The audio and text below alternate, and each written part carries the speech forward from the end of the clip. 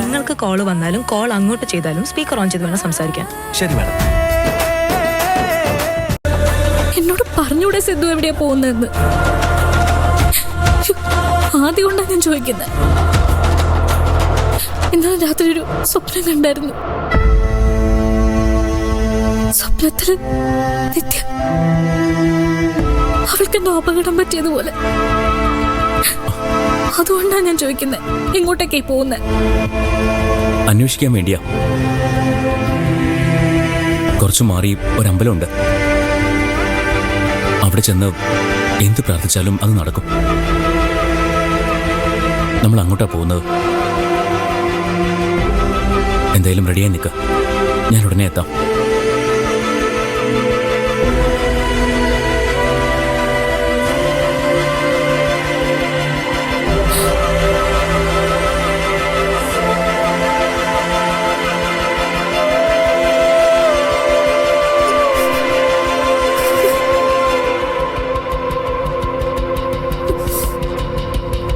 എന്റെ മോളെ കാണാനില്ല.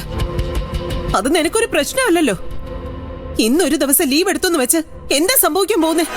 ഞാൻ ലീവിലാണമ്മേ. പിന്നെ എങ്ങോട്ടാ രാവിലെ കെട്ടി ഒരുങ്ങി പോകുന്നത്? സിദ്ധു വിളിച്ചിട്ടുണ്ടായിരുന്നു, എവിടെ പോകാനുണ്ടത്ര. കറങ്ങിയടിച്ച് നടന്നോ? നിത്യ പോയതൊന്നും നിനക്ക് വിഷയമല്ലല്ലോ. വിഷയമാണ്. അതുകൊണ്ടാ ഞാൻ സിദ്ധുവിനൊപ്പം പോകുന്നത്.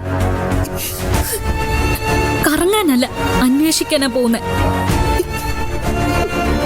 ഇപ്പോഴെങ്കിലും കുറച്ച് മാന്യമായിട്ടൊന്ന് സംസാരിച്ചൂടെ അമ്മ?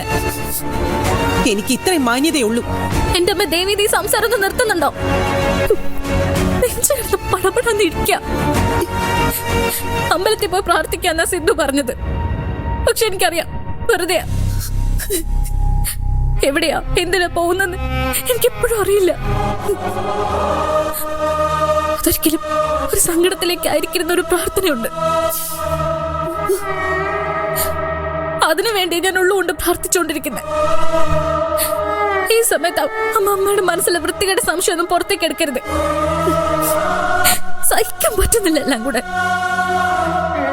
നല്ല തെറ്റി നിൽക്കുവോ ഞാൻ? നിനക്ക് മാത്രമല്ല, എനിക്കുണ്ട് വിഷമം. ഇന്നലെ രാത്രി ഒരുപോലെ കണ്ണടച്ചിട്ടില്ല ഞാൻ. എനിക്കറിയോ? അറിയാം. അങ്ങനെ തന്നെയല്ലേ വേണ്ടതും. കൂട്ടത്തിൽ എന്നോട് കൂടി കുറച്ച് ദയ കാണിച്ചൂടെ? തകർന്ന് നിൽക്കുവാ ഞാൻ. ആശ്വസിപ്പിക്കണ്ട, കുത്തി നോക്കാതെങ്കിലും ഇരുന്നൂടെ? ഓ, അല്ലെങ്കിൽ ഞാൻ മിണ്ടുന്നതാണല്ലോ കുഴപ്പം. അയക്കോ, എന്ത് വേണമെങ്കിലും അയക്കോ. ഞാനൊന്നിലും ഇടപെടാൻ വരുന്നില്ല. ഒന്ന് പ്രാർത്ഥിക്ക. നിത്യമോൾക്ക് ഒന്നും സംഭവിക്കാതിരിക്കാൻ മനസ്സൊരുക്കി ഒന്ന് പ്രാർത്ഥിക്ക. നമ്മളിപ്പോ അതാ ചെയ്യേണ്ടത്. അതൊന്നും നീ എന്നെ പഠിപ്പിക്കണ്ട, എനിക്കറിയാം. പോകുന്നത് നിത്യ തിരിച്ചുകൊണ്ടിരാൻ വേണ്ടിയാവണം. അതാ ഞാൻ ആഗ്രഹിക്കുന്നത്. എന്റെ ആഗ്രഹം നടക്കാൻ അമ്മ എന്നെ അനുഗ്രഹിക്കണം.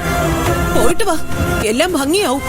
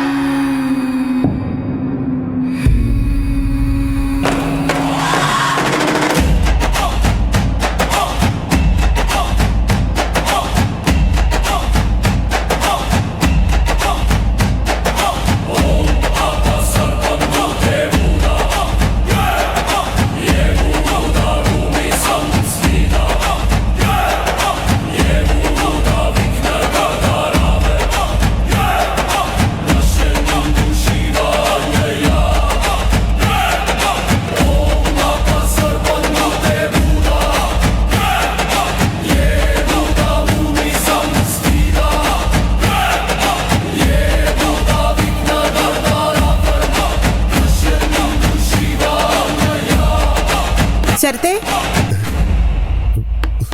മോനെ ശരത്തേ, ശരത്തേ, ശരത്തേ. ശരത്തേ, ശരത്തേ, ശരത്തേ, വാതില് തുറക്ക്. ശരത്തേ,